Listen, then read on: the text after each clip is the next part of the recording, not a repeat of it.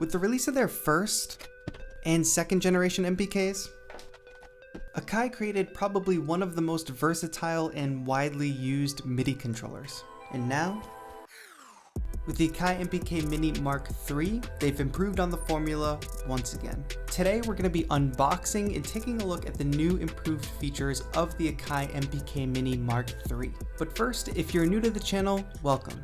My name is TAETRO, your electronic music mentor. If you enjoy live electronic music performances, tutorials, and content to make you a more productive producer, you should click that subscribe button down below. I try out a lot of different MIDI controllers and MIDI controllers in general, like the Akai MPK, and I can pretty much guarantee you that this will be the first of many videos with the MPK Mini, the new version. So if you end up picking up one of these for yourself, or you end up picking up another MIDI controller for yourself, I've probably got a video on it, and I'm going to be putting out lots of content showing you how to use it and how to create your own music with it. So if you're into that, hit the subscribe button. But for now, let's go ahead and unbox the Akai MPK Mini MK3.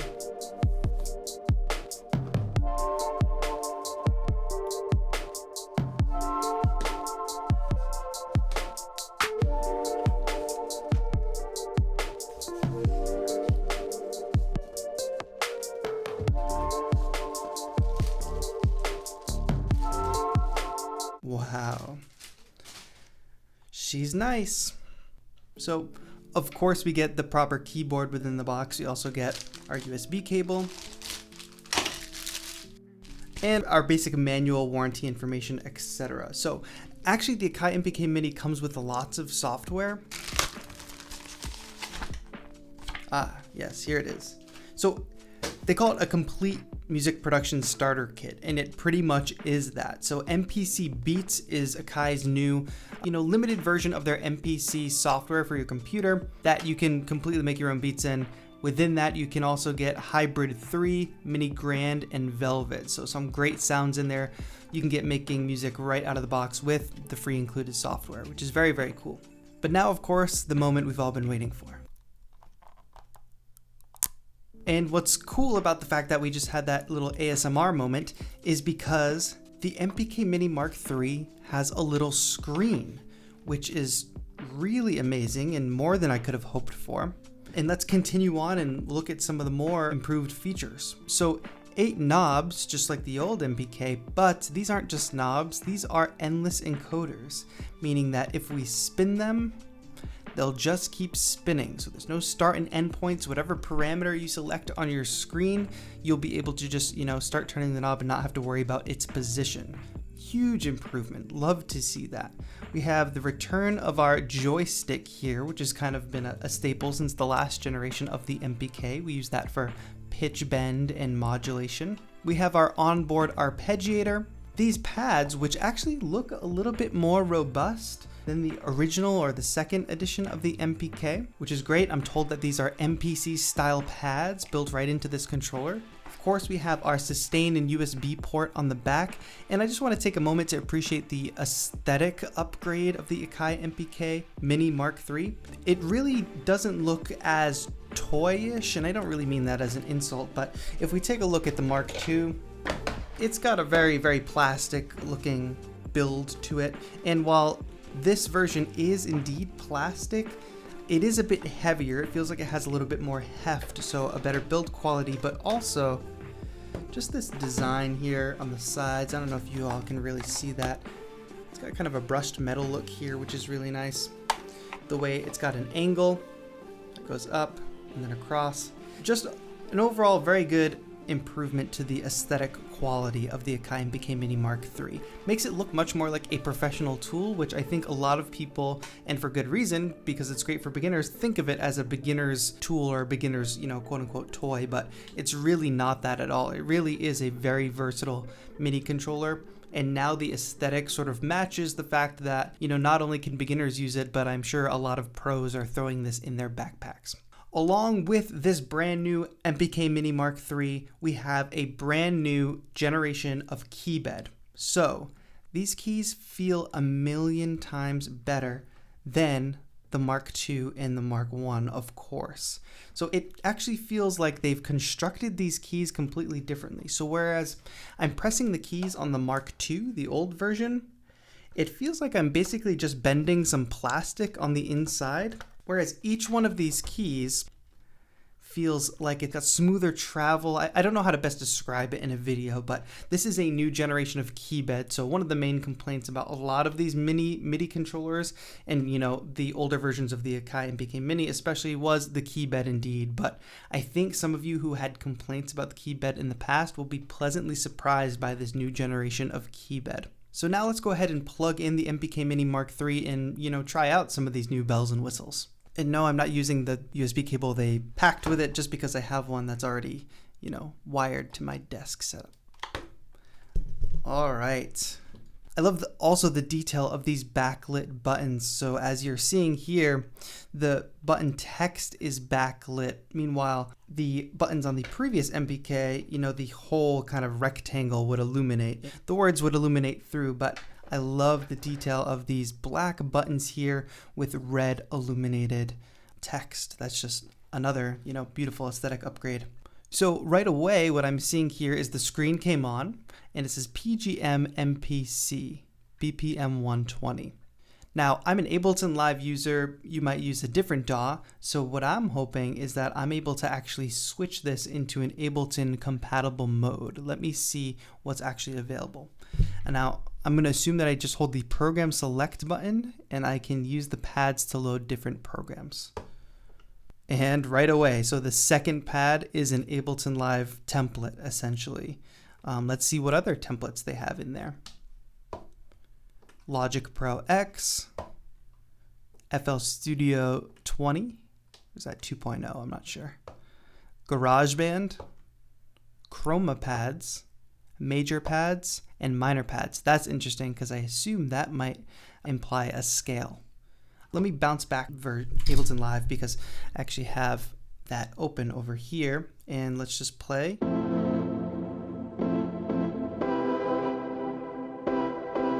Let me just go ahead and try, you know, doing a little bit of sound design with the encoders.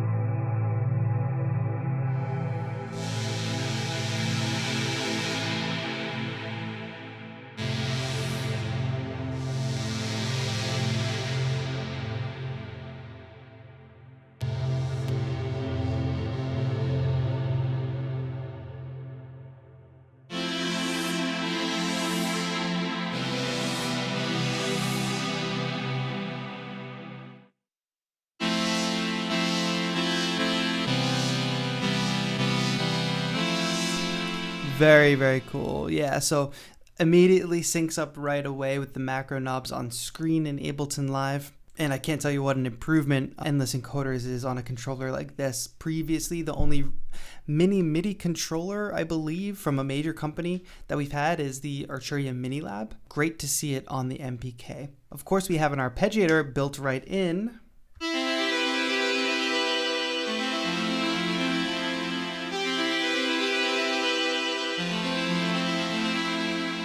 And some of those controls for the arpeggiator have actually been added to the knobs. So we can actually see the text underneath our knobs here actually helps us adjust the different parameters of the arpeggiator as well as the text above the keys. So I can also change the rate.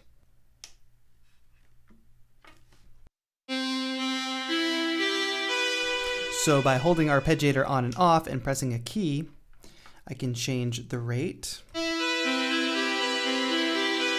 I can also change the direction. Let's change it to down.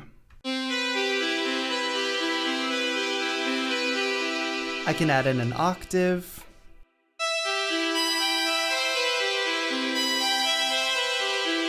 I can also adjust the swing here. And then just the same as with holding the arpeggiator and pressing a key, I can hold the arpeggiator button and turn a knob. This knob here adjusts the latch control, meaning that I don't have to hold the keys down.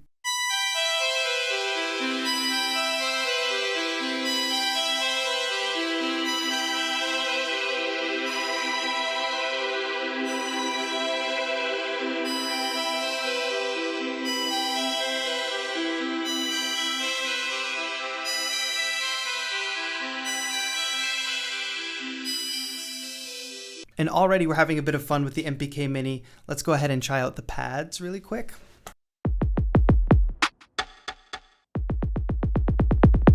Here I am just trying to attempt to test the velocity. Now I'm not a machine, so I can't really get super even with it, but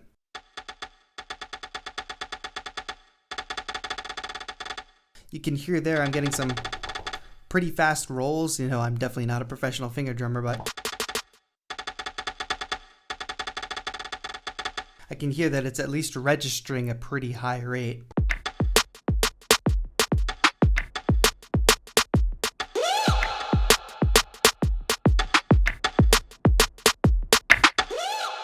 Yeah, I feel good about those pads. Not only that, but we have a full level mode, meaning that if I go ahead and engage that, we don't have velocity sensitivity anymore.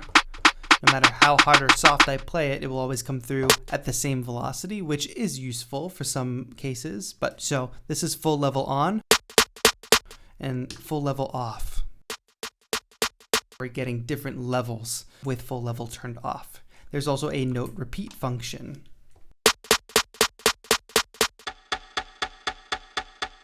Holding down note repeat and turning a knob actually gives us different rates. This is actually a very fun performance tool here, and very common in the MPC world. We obviously get 8 pads off the bat, but our bank button here helps us adjust, then gain access to another 8 pads. You also have the option of mapping these pads. So say you didn't want to actually use them as drum pads, but you wanted to maybe turn them into on and off switches or any other type of MIDI function you can use a pad for. You can go ahead and go into the CC control mode and map those accordingly in your DAW. And really quick, I'd like to actually jump off of the Ableton Live program mode and test my theory that the minor and major pad modes actually give you access to a scale on these pads. Let's see. So I've got an instrument armed here and I've gone into the minor pads program.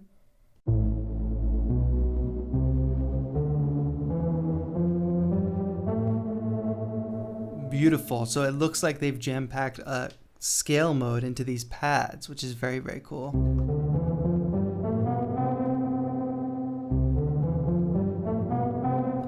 Yeah, that's a major scale. I think my preset sound is just a little wonky. So that's obviously a great feature for those of you who are not super proficient keyboard players. We've also got our joystick here, which I mentioned before, but let's at least just demonstrate that for those of you who don't know.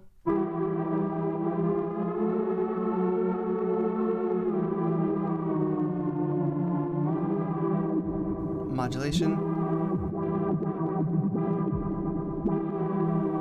And pitch bend.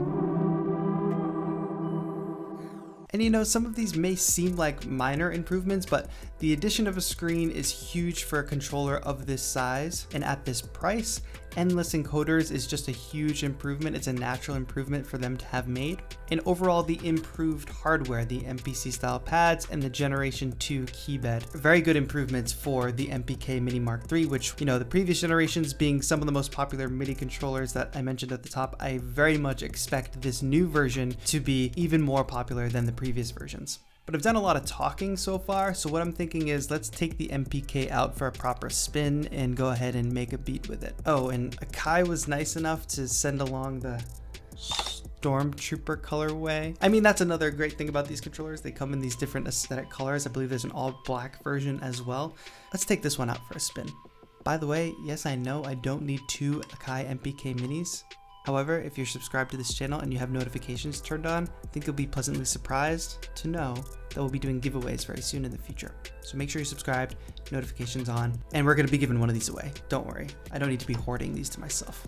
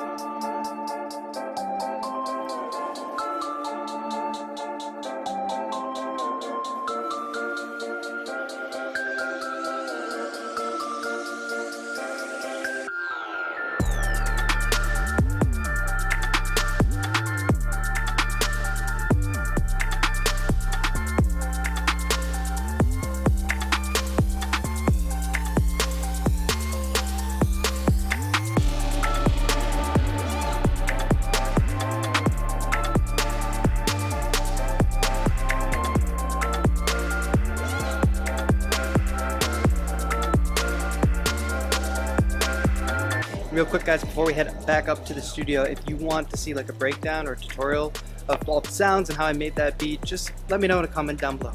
Let's go back up and do final thoughts on the Akai MPK Mini Mark III. All right, I hope you all enjoyed that beat. I'm loving the new Akai MPK Mini. You know that this has been one of my favorite MIDI controllers, the previous generations of course, for a while. I've done lots of videos with the different Akai MPK Minis, and it's one of my most highly recommended MIDI controllers, especially for beginners or people just looking for a travel solution to the MIDI controller and DAW world. I mentioned this before, but I'm very happy about the hardware improvements, all the things that I mentioned, the knobs, the new keybed, the screen, the aesthetic overall. And there's a couple things that I kind of wish Akai would have added on. You know, not to be not grateful for what we got out of this one, but I think there's a couple more features that maybe in a future iteration of the MPK, Akai should consider adding. So at this stage of the game, there are two major competitors to the MPK Mini. I would say those are the Arturia Mini Lab Mark II and the Launch Key Mini Mark III. Now, I've got lots of videos on those controllers if you're interested in how they compare, and I'll probably be doing new comparison videos to compare them to this new MPK.